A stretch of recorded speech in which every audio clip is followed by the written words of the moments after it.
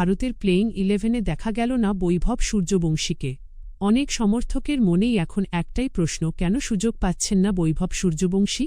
Team management কি এখনও অভিজ্ঞ খেলোয়াড়দের ওপরই ভরসা রাখছে, নাকি সঠিক সময়ের অপেক্ষায় রয়েছেন এই তরুণ ব্যাটার? আপনাদের কি মনে হয় অবশ্যই কমেন্টে জানাবেন। এবার ম্যাচের কথায় আসা যাক।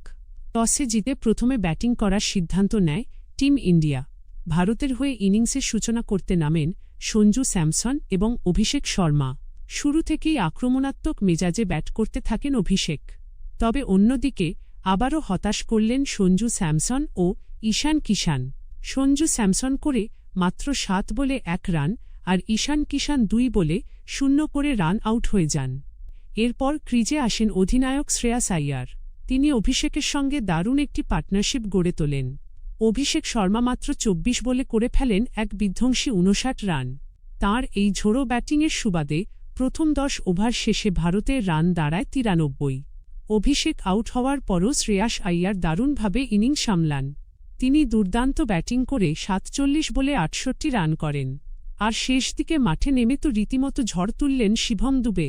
মাত্র 21 বলে অপরাজিত 42 রান করে ভারতের স্কোরকে নিয়ে যান 189 রানে 7 উইকেটের বিনিময়ে।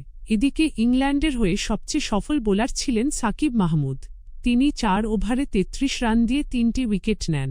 কিন্তু দুর্ভাগ্যজনকভাবে ভারতের ইনিংস শেষ হওয়ার পরই শুরু হয় বৃষ্টি।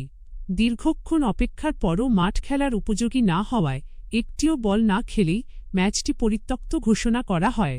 আপনাদের কি মনে হয়, পরের ম্যাচে কি বৈভব সূর্যবংশী সুযোগ পাবেন? আর ভারত কি এই সিরিজে এগিয়ে যেতে পারবে?